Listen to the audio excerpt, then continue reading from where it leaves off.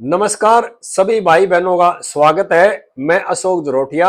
आज चर्चा करते देश की राजनीति के ऊपर, यानी कि सत्ता हासिल करने के लिए विपक्ष की राजनीति इतने नीचे आ गई कि पतन की तरफ जा रही है। जब से मोदी जी प्रधानमंत्री हैं बने हैं, जब से देश के जो विपक्ष के बड़े बड़े नेता हैं गाली दे रहे हैं। और अब अंत तो यह हो गया कि मोदी जी की मां को भी गाली देनी शुरू कर दी है।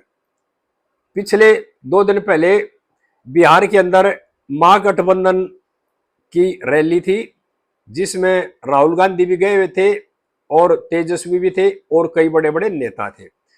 उस रैली के अंदर प्रधानमंत्री मोदी जी को मां की गाली दी गई, यानी कि विपक्ष का ना जो गिरने का अंत हो चुका है देशवासियों। मैं यहां कहना चाह रहा हूं राहुल गांधी जी को कि गाली देने से या मारपीट करने से, झगड़ा करने से, देश में दंगे फैलाने से सत्ता नहीं मिलती है। ये आप गलत सोच रहे हो और गलत आपको समझा रखा, ज्ञान दे रखा, जिस भी आदमी ने आप दे रखा। देश की सत्ता हासिल होती है जनता की वोटों के द्वारा। आप सत्ता छीनना चाह रहे हो, इस तरह से भारत में संभव नहीं है। भारत में लोकतंत्र है, यहां पर जो सत्ता मिलती है वह मिलती है वोटों के द्वारा। उस जो गाली गलौज दी थी उसमें उस आदमी के खिलाफ कार्रवाई हो चुकी है, जो कि करना चाहिए, प्रशासन ने वो कर दी।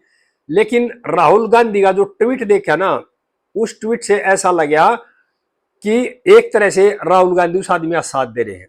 मैं यहां देशवासियों को बताना चाह रहा हूं, मारो कटो इस तरह का जो ट्वीट कर रखा राहुल गांधी ने, उससे धरातल लेवल के जो कर्मचारी है, जमीनी जो लेवल पे जो वर्कर हैं, वो एक दूसरे के प्रति द्वेष की भावना पैदा होती है। उस ट्वीट से आपस में झगड़ा करेंगे और देश का और प्रांत का सौहार्द बिगड़ता है इन चीजों से। यानी कि राहुल गांधी जी, आपकी उम्र भी 50 से ज्यादा हो चुकी है। आपने राजनेता परिवार में जन्म लिया, वही आपका पालन पोषण हुआ, उसके बाद आप इस तरह का ट्वीट कर रहे हो। इस यानी कि आपका जो ट्वीट है, ये आम जो जनता है, जो आम आपके वर्कर है, उनको भड़काने वाला ट्वीट है। हाँ, आपसे बढ़िया तो जो सचिन पायलट जी ने कह दी वो भी ठीक है, लेकिन कई नेता और ही बखान करने लग गए, यानी कि एक तरह से उस आदमी का बचाव कर रहे हैं। जो महाराष्ट्र के संजय राउत जी है, उन्होंने तो यहाँ तक कह दिया कि बीजेपी का भी हो सकता है, बीजेपी वाले ने घुसोड़ रखा है, इस तरह की बातें।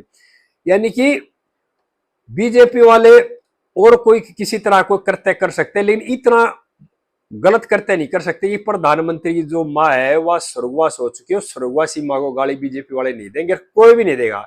अच्छा जो इंसान है ना, जो जिसका मानसिक स्तर ठीक है, वो प्रधानमंत्री को या प्रधानमंत्री की माँ को गाली बिल्कुल भी नहीं देगा। ये तो वही लोग देते हैं जो स्वार्थी है, जिनको की विपक्ष में बैठे हुए हजम नहीं हो रहा, वो सत्ता चाह रहे हैं, जो सत्ता के लोभी लोग हैं, वो उनका यही काम है।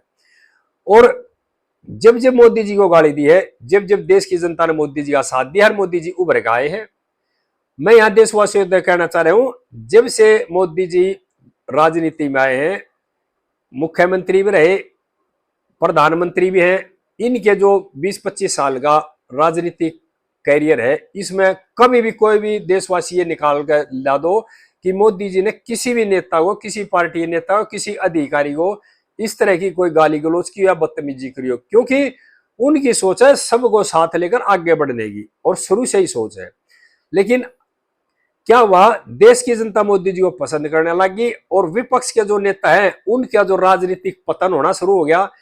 पहले देश की जनता को बढ़िया नेता मिला नहीं था, मोदी जी के रूप में देश की जनता को अच्छा नेता मिल गया, देश की जनता ने उनको वोट देना शुरू कर दिया, और उसके विरोध में विपक्षियों ने गाली देनी शुरू कर दी, इसलिए क्योंकि उनकी राजनीति धरातल में चली गई।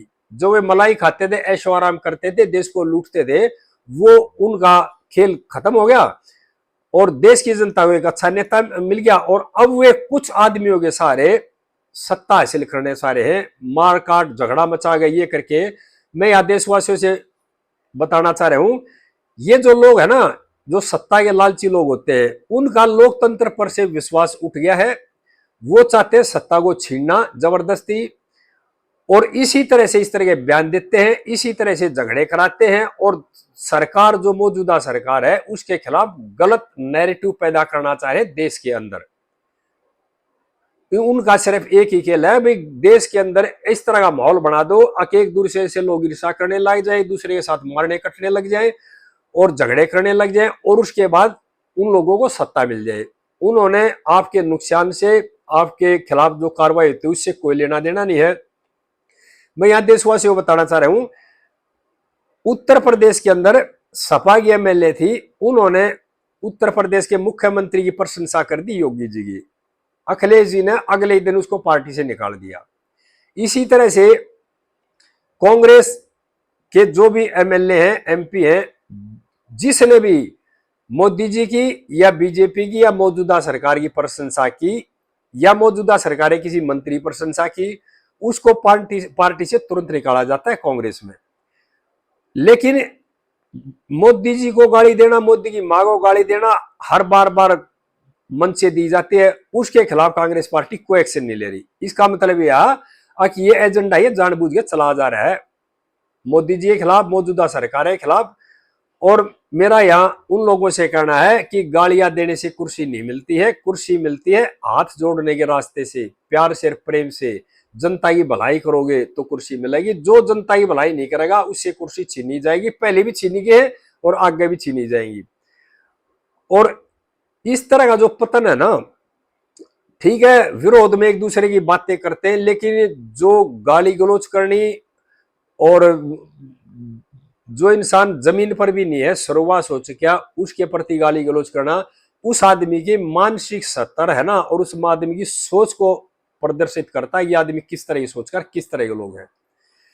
सभी देशवासियों से प्रार्थना है इस वीडियो को भाई ज्यादा शेयर करो, आगे भाइयों के साथ इस तरह की बातें शेयर करता रहूंगा। और इन लोगों को पहचानने की जरूरत है जो सत्ता हासिल करने के लिए इतने निचले स्तर पर जा सकते हैं। अगर जो आदमी दुनिया में नहीं है उसके साथ भी गाली गलौज कर रहे हैं, यानी कि वो सिर्फ अपने स्वार्थ के लिए कर रहे हैं, और अपने स्वार्थ के सिवाय उन्होंने कुछ नहीं देखा दुनिया में, वो अपना स्वार्थ चाहते हैं। और उनको दुख इस चीज का उनके हाथ से सत्ता चली गई है, देश की गरीबी से, देश की उससे कोई लेना देना नहीं उन लोगों को। सभी भाइयों से प्रार्थना है आगे इस तरह की बातें फिर करते रहेंगे और आपको बताते रहेंगे। इस वीडियो को ज्यादा शेयर करो भाई, लाइक करो, और भाई मेरे चैनल को सब्सक्राइब भी कर लियो। जय हिंद देशवासियों।